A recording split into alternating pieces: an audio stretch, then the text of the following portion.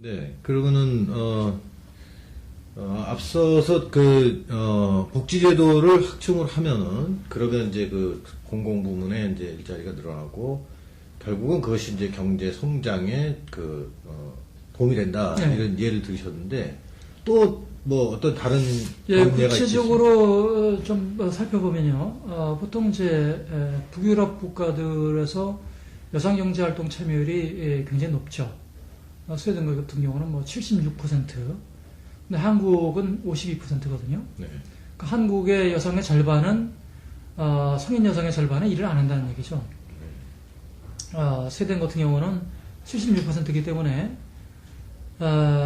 우리나라 예를 들어서 여성의 100만이라고 하면은 스웨덴은 76만이라는 거고 한국은 52만이라는 거죠. 그러니까 우리나라보다 24만이 더 일한다는 얘기죠. 그런데 우리가 경제를 얘기할 때 경제 3요소를 보통 얘기하죠. 자본, 노동, 기술. 노동이 하나의 그 생산 요소로 투입 요소로 간주가 되는데 이것은 더 많은 사람이 일을 하면 할수록 경제는 더 좋아진다는 얘기죠. 경제가 더 네.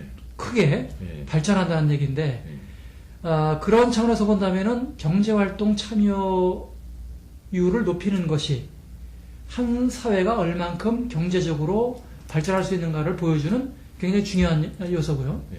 그런 차원에서 본다면 고용률이 실업률 자체보다는 고용률이 전체 인구 중에서 일하는 사람이 얼마냐 네. 이것이 굉장히 중요한데 그것을 결정짓는 가장 중요한 요소가 바로 복지에 의해서 결정된다는 얘기죠. 예를 들면 이제 보육 네. 시설을 이제 만들고 예. 보육사들을 많이 이제 두고 예. 이렇게 하면은 가사일에서 이제 여자들이 해방이 예. 되니까 일자리 예. 생기고 그래서 일을 이제 참여할 수 있고 보육, 네. 타가, 그 다음에 학령기 아동들의 경우 방과 후에 여러 가지 복지 서비스. 네.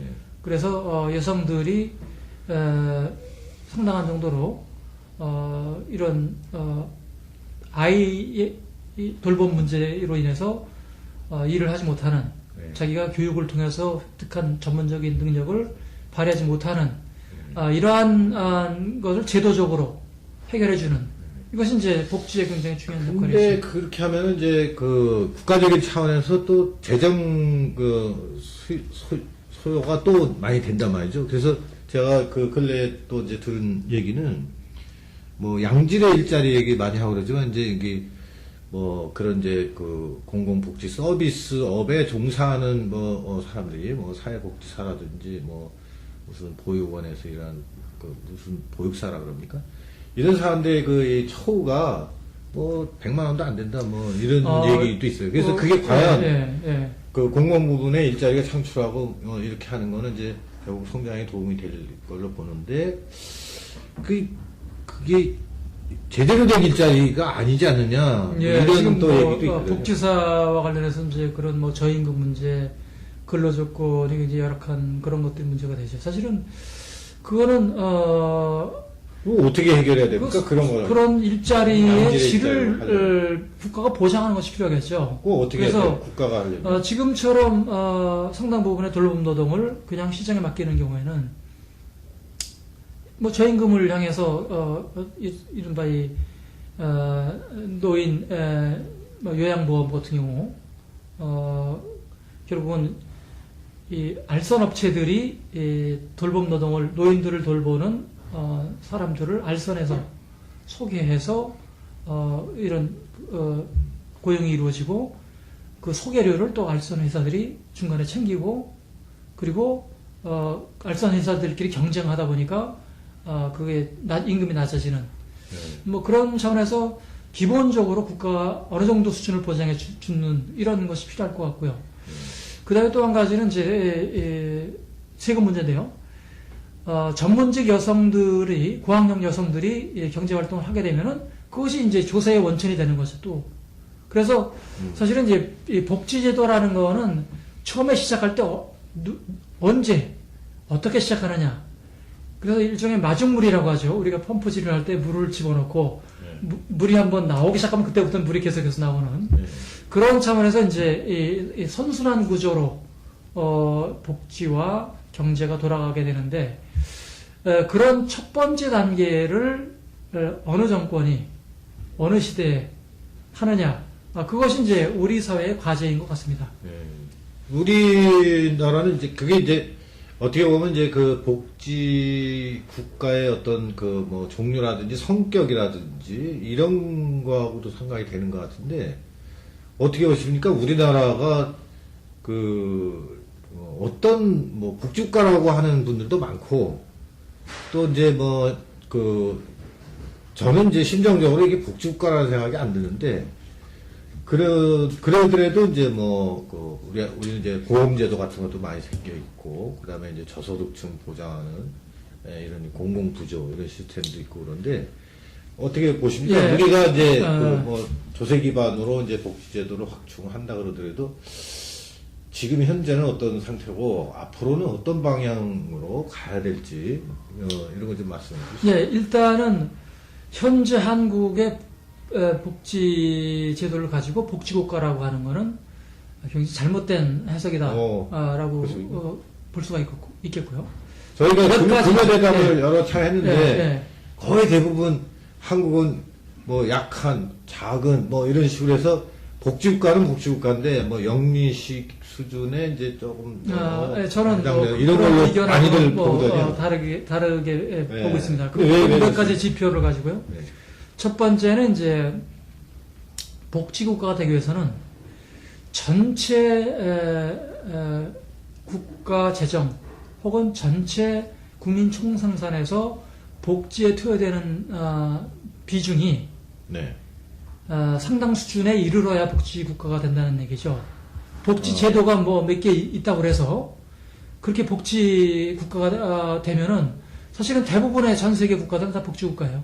네. 복지제도가 있기 때문에 복지제도가 얼만큼 국민들의 안전을 보장해주는 그 실질적인 역할을 하느냐, 그것이 중요한데 그것의 어떤 그 지표는 결국은 전체 국민 총생산에서 복지에 지출되는 재정의 비중, 한국 같은 경우가 지금 8%가 안 되고 있죠.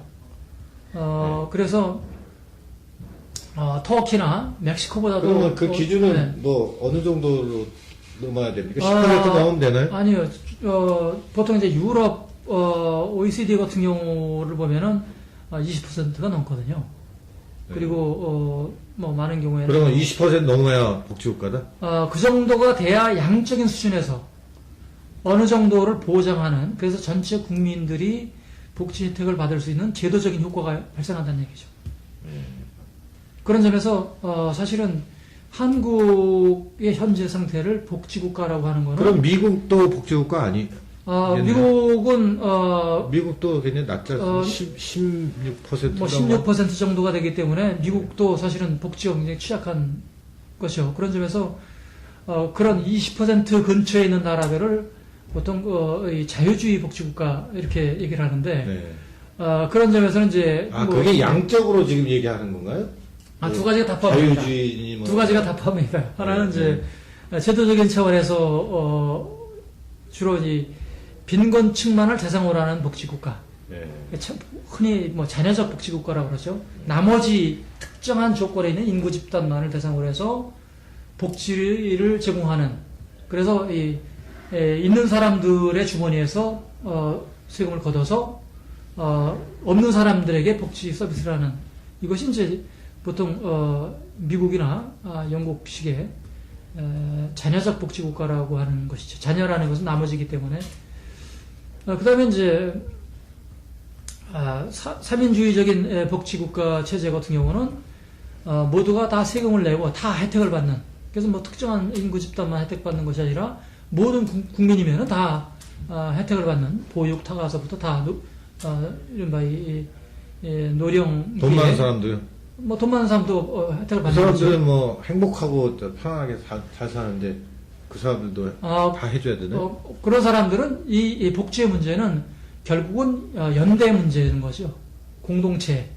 그래서 거기는 잘 사는 사람, 못 사는 사람도 그 구분이 없이 그냥 국민이기 때문에 같은 사회 커뮤니티의 성원이기 때문에 그것을 하는 것이지. 무슨 잘 사니까 나는 안 받고 못 사니까 받고 그러는 것 자체가 못 사는 사람으로 하여금 굉장한 스티그마를 느끼게 한다는 거죠. 네. 창피하고 부끄럽고 떳떳하지 못하고 그래서 그런 차원에서 뭐 대부분의 현재 흔히 얘기하는 보편주의적인 복지국가, 뭐 대표적인 것이 이제 삼인주의 복지국가인데요. 그런 국가들도 초기에는 미국식의 그런 일부만 혜택받는 그런 걸 하다가 이것이 이제 상당히 국민들 사이에서 위화감을 조성하게 되고 복지 혜택을 받는 사람들이 떳떳하고 그것을 통해서 인간다운 삶을 살 수 있는 것이 아니라 다른 사람들로부터 어떤 뭐 이렇게 좀 눈치를 보게 되고 부끄러워하고 떳떳하지 못하게 생각하는 그런 것들이 늘어나면서 사실은 복지가 실질적인 기능을 못한다는 얘기죠. 그런 차원에서 이제 보편적인 복지로 이게 넘어가게 되는데 그런 차원에서 본다면은 이런 양적인 수준에서의 복지 지출 이것이 어느 정도 돼야 제도적인 차원에서 다른 것과 연결돼서 네. 실질적인 효과를 보여줄 수 있다는 거죠. 알겠습니다. 근데, 아까 말씀하셨지만은, 지금 이제, 조세에 기반한 이 복지국가, 이런 거에 대한 저항, 그 다음에 마치 우리나라 국가가 약탈국가인 것 같은 생각들을 이제 많은 국민들이 한다, 이런 말씀도 하셨고, 그 반대로 이제 복지제도를 확충을 하면은 일자리가 생기고 노동 참여율도 높아지고 경제적으로 이제 도움이 돼서 성장 효과를 또 불러온다. 이게 이제 좋은 점도 말씀하시고 하셨는데 그런 걸 어떻게 극복을 해서 복지국가를 그리고 이제 아까 이제 양적인 얘기를 하셨는데 우선은 그런 큰 그림을 하나 잠깐 설명해 주시고, 예. 또 이제 쉬었다가 이어서 예, 지금 이제, 복지가 제대로 안 돼 있는 선진국의 대표적인 나라가 일본입니다. 네. 일본은 이른바 이 공공부분 종사자 비율도 한국하고 비슷하고, 유럽의 한 3분의 1, 4분의 1 정도가 되고, 그 다음에 이제 복지 재정은 우리나라의 2배 정도가 되는데, 일본은 고령화가 우리보다 높기 때문에 주로 그쪽 비용으로 들어가기 때문에 실질적인 복지는 한국에 비해서는 약간 높은 수준이죠. 그러다 보니까 사람들이 어떻게 되냐면 경제가 좀 나빠지니까 돈을 안 쓰는 거죠. 네. 자기들의 미래가 불안하니까 그래서 전부 저축을 해요. 돈을 안 쓰는 거죠. 그러니까 복지가 안 돼서 나타나는 현상이 내수 위축이거든요. 장기 불황이 되면 될수록 더 안 쓰는 거예요. 그래서 일본이 내수 중심의 70%가 내수인데 내수가 위축되다 보니까 경제가 계속 살아나지 않는 거죠. 네. 그래서 복지 제도가 발전이 안 돼 있음으로 해서 개인들은 스스로 노후를 준비하고 그러다 보니까 안 쓰고 내수가 위축이 되고 결과적으로는 장기 침체에서 벗어나기 힘든 만성적인 불황에 빠지는. 일본 아니면 어느 쪽으로 가야 되는 거예요? 일본으로 가면은 사실 한국은 미래가 없습니다. 그런 것들이 이제 가장 비근한 바로 이웃 나라의 사례라고 볼 수가 있겠죠. 예, 그러면 쉬었다가 그 얘기를 계속 하도록. 네.